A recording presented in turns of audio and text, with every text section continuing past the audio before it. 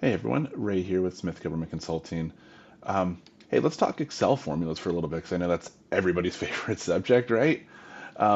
Listen, if you're in FCP with GSA, you have what's called a product file, and it is wonderful. I cannot speak highly enough about the FCP. I think it is light years ahead of SIP, and it is an incredible platform. I love the mod process. I love a lot about it, but the one thing I don't like is the product file that you use doesn't have all of the information that I like to track for my vendors. And one of those key pieces for me is your awarded discount.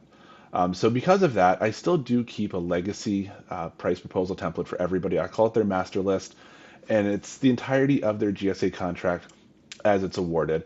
What I find is it just keeps everything in a clean, crisp area for me.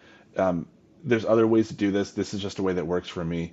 But the one problem I've always had is you have, let's just say, 20,000 items on your GSA contract, and you update 150 of them.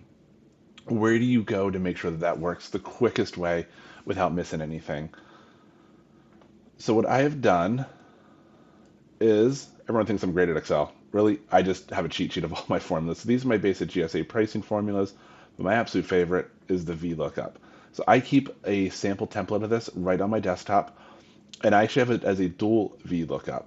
So you can see everything here is blank because these are the fields that I'm going to input. So there's nothing in them until here. So what I'm going to be able to do is put my items that I want to find, which is going to be what I'm updating over here. I'm sorry, that'll be the reference, and everything else I'm going to put over on these two. So let's go ahead and do that real quick. So here's my entirety of my fake GSA contract. And if you followed these videos in the past, I just used random movie titles and made up some descriptions for them.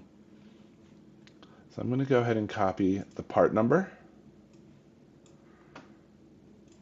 And that's going to be my secondary lookup and my items to find. And you're going to see why here in a second. Because what I'm going to be doing is changing my list price. So that's what I'm doing. I'm copying and pasting these. There.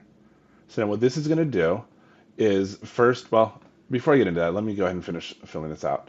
Here are the changes that we made.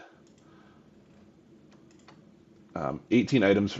Frankly, if I was just doing 18 of these, I would probably just go through it by hand and figure it out really quickly which ones we're updating. But for the purpose of the video, we're going to show you how to do this with the VLOOKUP. And we're using our new commercial price. And you'd be copying this either if you're in SIP out of your price proposal template or from your product file. Excuse me.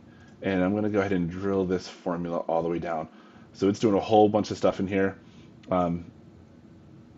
You can copy that formula down, and as soon as I drill this down, it's going to do it for every single thing.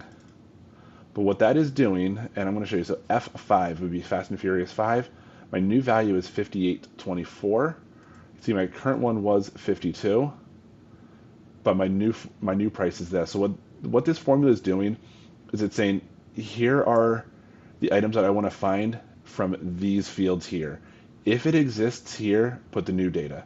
If not, put the old data. So now that I have that, I'm going to go ahead and do that one more time so I can copy. And I can come back over here into my main list. And because I know these are all in the same order, and that's the other reason I do this, is FCP is going to jumble up your order a lot. I want everything in the same order. I sort it by manufacturer, then by part number. I'm very particular about how I do that. So now I'm going to go ahead and paste the values. If you just do a paste, it's going to paste the formulas. And now I can see that one that we just looked at, F5, has my new value in there. So every single thing that I've just done, in a couple of seconds, I updated that entire thing. And I also have the formulas built in over here. So my GSA pricing is now also updated because it's using the formula based on the new commercial price list. So I'm going to come back over here so you can see what this formula looks like one more time. So again, I'm saying find everything from the entirety of my GSA contract if it exists over here with the new pricing. If not, put down its current pricing. And that's how you can do that very quickly. You don't have to hunt and peck. You don't have to figure out which ones they are.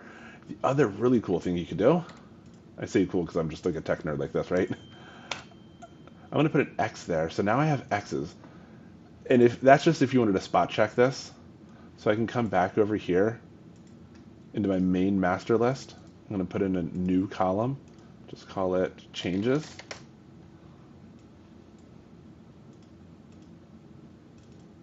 Copy that whole column and paste those values into there. I'll throw a filter on here. And again, all I'm really worried about are these. So now I can see 18 items, which matches what I have over here as my changes. So let's take a quick look. My sum 718.47, that'll be my new list price of everything together. So if I come over here, wrong button there, 718.47. So that's a way I can really quickly check and make sure that it matched each one of these. And if you really want to go a little bit further, you can copy and paste the part numbers, match them up on a separate tab, and line up the pricing. I usually do it just this way. If there's anything wrong, if it's a penny or so, that's probably a rounding error somewhere along the line, but I'm going to go ahead and figure out where that is and make sure that it matches up exactly. A quick caveat with this is really only going to work if your manufacturer part numbers are unique. So for example, if you have two different manufacturers that share this part number, this may not work as well. So you have to double check. Again, quick way there. Over on our Home tab, conditional formatting, highlight duplicate cells or duplicate values. And see, I don't have any that are the same, but if I did, there's two of those same part numbers. So there's some really neat things that you can do in Excel there. Any questions, feel free to reach out anytime. Love to talk more about it. Have a great day, everyone. Talk to you later.